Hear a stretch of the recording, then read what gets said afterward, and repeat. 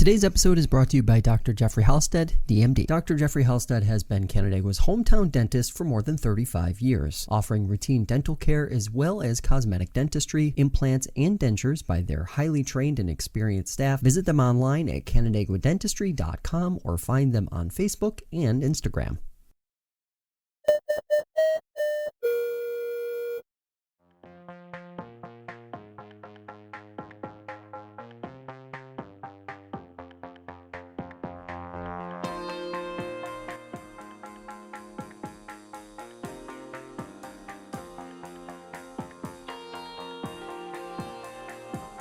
Today we continue our series previewing local elections across the Finger Lakes by catching up with one of the candidates running for Waterloo Town Board. Ted Young joins me in studio. Ted, thanks for being here. Thanks for having me. Let's start with the easy question. Why are you running? Well, I thought I'd never get involved in politics again after the stretch that I've had. But over the past year and a half, being an employee for the town, certain things have come to light that I just couldn't get involved, or I could get involved with, but I wanted to know why. And I'd ask questions, and I wouldn't get a good answer. And the further along this went, the less answers that I got that made sense. And then I started asking around the people I knew in the town and in the village, and said, do you know what's going on at the town? Do you know this or that? They don't know. And the lack of communication that the board has with the public is frightening, really. When you talk to folks in the community, what are the bigger issues that they're concerned about? Everybody wants better roads, water, and sewer. And that's very much possible if you live in the village. Water, townwide, is expensive, and it's coming. I mean, they're working on that. There's stuff available. Roads, entirely different doing town roads than village streets. And in my opinion, there's a complete lack of communication with the departments that have to do with, let's say, the board itself and the highway department. And it's like there's nobody there to advocate what their needs are. And I work as a part of the highway department, mowing grass and stuff at the cemeteries. So, like I said, that and a couple of things that have happened over the past 5 or 6 months just made me more interested to get back into it. And again, I have the experience. I've been there. That's where I started, was the town board, and went to supervisor, then continued on from there. So I have the experience, the knowledge, and especially working now alongside the guys in the Department of Water, Sewer, and Highway. It's made a heck of a difference to know what they're going through and what they have to do. And I don't think, in fact, I know that the members of the board don't know that. They don't engage with the people that they make a budget up for.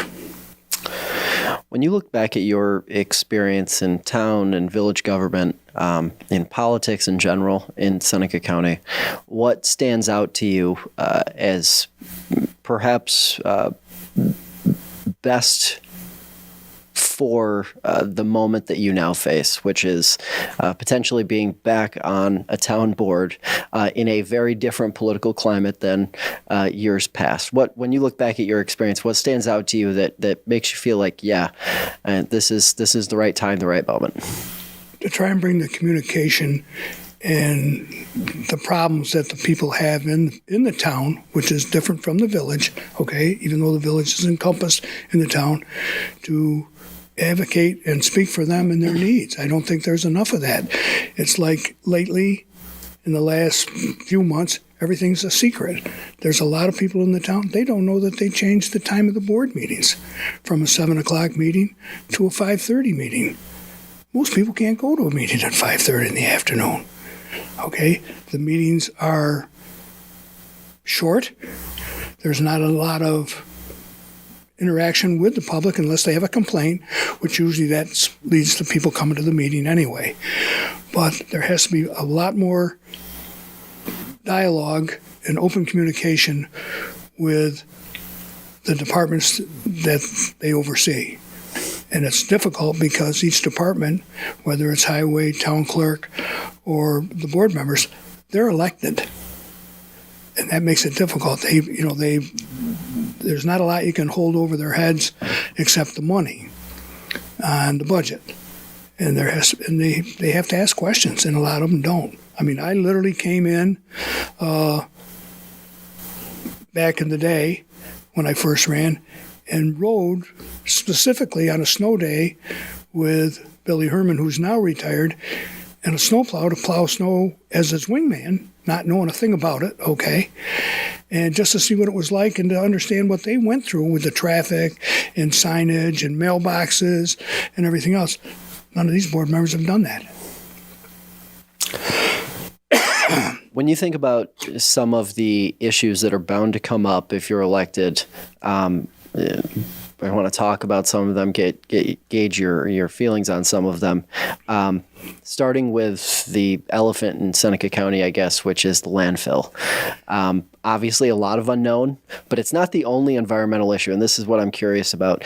When you think about all of the environmental issues that communities in the Finger Lakes are dealing with, whether it's HABs, whether it's invasive species, whether it's landfilling, not just in Seneca County, but in Ontario County too, what role do you think towns around the Finger Lakes should be playing in this process? It's obviously going to involve a lot of different agencies, but how do you think a town should best use its time to address some of these issues?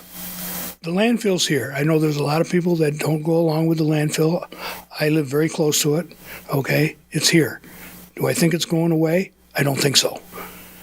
To protect the water that we need to survive. Seneca Lake is where we get our water from, okay? And to pass that along, that's a huge commodity for the village produces it with their water plant. They're erecting a new water tower, storage tower that goes through the town, it goes out north, and they got to have water. And the town itself is working on extending another water line on preemption. Probably not as fast as some of the residents would like, but, things like this take time and it takes money. They have to come up with the money. Towns cannot operate anymore, and the same with the village, on their own. It's impossible. There's only 6 people in that highway department or public works department, which includes water, sewer, and highway, to take care of that whole town. The town needs the highway, the water, the sewer, and everything else. That's not enough. You have to go with and work with other communities. There has to be that. You have to share the resources, the equipment. $300,000 for a truck now, and you have to wait 3 years to get it, when years ago it was $85,000, maybe $100,000, and you got it in a few weeks or a couple months. But the water is the key thing. You've got to have the water. You got to protect it. The watershed, that they're doing a great job with taking care of the water. Jim Promka is, to my knowledge, is still working, hasn't retired yet, and he's doing a fine job out there, keeping everything going with what we need in the town also. But it's crucial. Yeah. And the roads are the same way. You cannot go it alone anymore. You have to have help from other townships, whether it's Fayette, Junius, Border City, Varick, whatever. You can't go it alone anymore. How do you think folks in the community, because that's a message that I'm hearing pretty consistently now, that towns, villages, smaller towns especially, can't do it by themselves. They can't either lobby for enough money to do all the things that they want to do, or it just simply isn't financially prudent to do some of the things that residents frankly expect. So how do you message that to community members who they expect water, they want better roads, they want to see the things that perhaps more populated places are seeing? They all want the same thing, okay? I live in the village proper. I have water, I have sewer, I have natural gas, whatever. Those people out in the township, they don't have that. They have well water, or they want water. The town is working as best they can to get water, but again, those things are expensive. The same way with the roads, the highways. It costs money for blacktop. It costs money and you have to have trucks to haul it with. You put 3 trucks that the highway department has. You can't do the roads the way they should be done. They're potholes. That's a whole different ball of wax. Keeping the roadsides cleared up so you can see a deer if they happen to be standing there. Those are all key issues that people expect, but I don't think they don't understand what goes into all that. And you have to give them something to explain it better in a common language. You can't say, well, we're going to the state to get this much money, or we got this grant. They care about that. Yeah. But they want to see results, and it's difficult to get those results. Another thing that's trickling down to towns, especially in northern Seneca County, is the issues around EMS, specifically North Seneca's financial condition right now. They are in the process of trying to sort out where their funding is going to come from. This is not a problem that's unique to any community in Seneca County or frankly anywhere else across the region. But I'm curious, how would you like to see the town board approach this if elected, given that this is probably not just a one and done, pay North Seneca X amount of dollars to get funded through a certain date? This is most likely going to become an annual commitment of some kind. They need that, okay? And God bless those people that are doing that, because I've only had to use that service once in the last 10 years, okay? And I was ecstatic that it was available. In some places it's not available. But they need help. They can't, you can charge or you can do whatever, but they still need money to operate. How they streamline that or make it better, or that they don't have to, it doesn't cost them as much. I mean, I don't know, what's a helicopter ride cost you if you get in an accident? What are we talking, $15,000, $20,000 to take you to Rochester or Syracuse?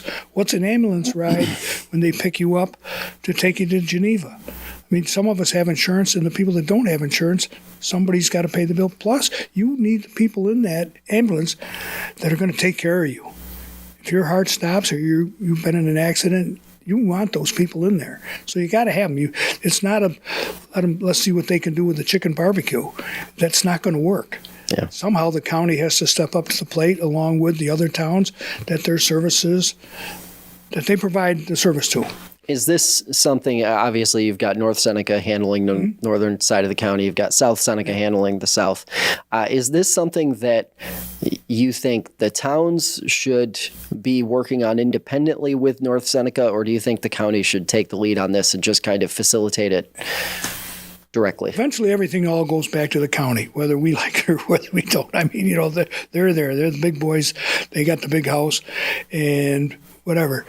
We pay the taxes. How they distribute those taxes to some things, they need to pick it out and say, this is important. They also have huge, look at the departments that they have, that they have to monitor and what you pay for. And a lot of it is state aid that comes with that. It's huge. I don't know. The answer is, I think, is the communication and work together with the other towns and say, look, you got to sit down and do this. I mean, I've been to the meetings where they've been there and asked for the money, and at the town level. And I know they've been around asking money at the other towns and at the county. I think they were just there at the last county meeting. Yeah. Okay, you don't want them to go away. Then what are you going to do? Lay in the road and wait for somebody to come along and say, here, you want to get? I can put you in my trunk. Yeah. Yeah, it's very, very important. A couple other big issues that are more regional issues, but that every town, community, city, village has to deal with. Housing. whether we're talking about lack of senior housing availability, whether we're talking about lack of affordable rental properties, whether we're talking about lack of single-family developments. I think of Seneca Falls and Waterloo. Neither really have seen a new single-family development in probably the better part of 3 decades, maybe a little less than that. But when you think about some of those issues, what do you think a town board can potentially do to get the wheels moving in the right direction, at least in Waterloo, for example? Affordability. When I bought my house, all right, it was under $100,000. You can't buy a house now or build one. It's $100,000 plus. Yeah. And the same with apartments. I mean, you were paying $125, $300 a month for rent back in the day. Now, what are you paying, $1,200 or $1,500, and you're getting one bedroom? And the cost of material, everything's up. The cost of labor, and how do you build a development? And you got to have the jobs in there to have the people to put in the houses. I mean, it's pretty much. Yeah. I don't know how you can make it work. There has to be. You have to get the people to stay. You have to have the jobs to get them here, and then you go from there and try to get the housing. When somebody says Waterloo needs more economic development, how do you respond to that? Because that's like the number one thing that when we're soliciting for feedback here for questions, it's the number one, number two thing that comes in usually has to do with my town needs more jobs, needs more business. So how do you answer that when you're out campaigning and somebody inevitably asks you that question? I ask them, what do we have already that we got to keep? Okay, we have manufacturing already on Main Street with the old Evans. You've got the old milk plant there up on Greenwoods and stuff. You have some of those small businesses. You've got places around now that are building up. Downtown, that's a tough one. I mean, there's people that are putting a lot of money into the village proper, okay, that are providing some jobs, but they're not jobs that people are going to stay in and retire. I mean, the company, when I worked for the company till I retired, was 40 years.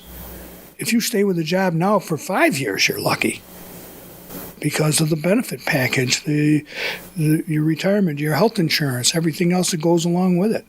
And young people are going to go where that is. And if you can't offer that, it's tough. It's a tough nut to crack. Last up here, aging population. It's something that That'd be me. Yeah, it's something that is. We saw the report earlier this fall. It projects essentially a 40% increase in the number of folks 65 plus living in the region by 2040, while all the younger age groups are expected to drop between 7 and 14-ish%. When you think about that and you think about sustainability of a town like Waterloo, what concerns you, or what stands out as needing action soon to prevent maybe a worse situation in 10 or 15? The cost of staying there. When you get, I'm over 70. I'm closer, 77 to be exact. Okay, but if you don't have a pension and you don't have the money, all right, I'm not moving anyplace. I was born and raised here. I've raised my family here. My grandkids are out in Colorado. My son's in Colorado. My daughter's, luckily enough, she's here. But most of my siblings are here. We're not going anyplace. But we're all in the same age bracket. Young people, they have to go where they're going to make the big buck to start with, because that's what they all want when they come out of college. All right. They want the big buck, that's the big house, the big job, the big cars. And take a look around. Yeah. You're not going to get that here. Even the small ones are expensive. It's a sleepy town community. I love it, okay? Yeah. But, and how do you get them to stay here? I don't know. Yeah. The guy, that's a tough one. So we'll end on a positive note here. What's your pitch to voters this time around? You've been here. This. See this? I don't know how you can do this. See this? This flyer, these 2 flyers that were put out, is totally laughable. My opponents, Okay, I'm going to touch probably where I maybe shouldn't go, maybe I should. My opponents, they have done nothing. These solution people, or whatever you want to call them, have taken these flyers and put them out there. And my name's on one of them, okay, but I'm going to, raise their property taxes and all that, invest in the reduced property taxes, create jobs. If you've looked at the flyers, the pictures on the flyers for Waterloo are the same in Seneca Falls. In fact, the picture that on the Waterloo flyer is Reds in Seneca Falls. It's not even there. This sign in Waterloo hasn't been up in years. But my opponents aren't doing anything to say, oh, we don't want to have anything to do with this. It's all free for them. My stuff I'm paying for. In fact, now that we've gone that route, the 4th of the month, I foiled information from the town clerk, Mrs. Marsh. To this date, today, okay, I haven't got it. Now, I know how the system works. I know how the days that are there, I filled out all the proper paperwork.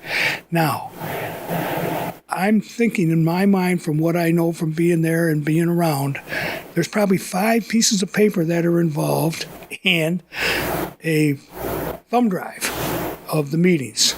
Okay. If one of the board members asked for that same amount of paperwork, she probably would have had it to him in half an hour at the most. So I haven't got it. I couldn't put out a flyer. It's too late for me to put out a flyer now because I couldn't get this information. So in essence, well, I don't know what they're afraid of. This is not a secret. This is all public information, all right? They've impeded my election. She has impeded my election. Now, whether it will or won't, I guess that'll be seen a week from Tuesday. But I can tell you the questions that I asked for information were very simple. Just to give you an example of a few of them. A fact sheet that lists all the salaries of the town employees. It's a cover sheet. That's one piece of paper. Information on how certain people that are working the town board discriminates against its own employees because they buy a washing machine and dryer for a couple people and the rest of the employees don't get it. They buy it with tax dollars. They provide a cell phone for right now one person and pay the monthly cell phone bill because they're on call. I questioned one of the councilmen about this personally, and said, "You're discriminating against her." No, they're not on call. Well, yes, they are. The guys in the highway department are on call just as much as the guys in the water department. They don't get a water break every day. The highway departments, they get snow removal and everything else. So between that and a few of these other things that are there, the time of the meeting that they have needs to be more open so the public can get there. And the people have to know what's going on. You look in the paper, there's nothing there. Unless something huge is there, it never gets publicized. Yeah. And why they don't have somebody come in and tape the meetings so they can put it out there. I don't understand that. So, yeah, very frustrating this time around. I've never been in an election where you've had an outside entity stick their nose in so heavy with what's going on. So, and for what reason, I don't know. So, and I'm sure I'm not the only one that you've heard this from. Definitely not. Ted, definitely not. Appreciate the time. Thanks for taking it today. I appreciate it. And again, thank you very much. That'll do it for this edition of FLX Today. If you'd like to hear more conversations like this one, check out the show on your favorite podcast platform or subscribe to the FingerLakes1.com YouTube channel. Have a great day, and we will see you next time.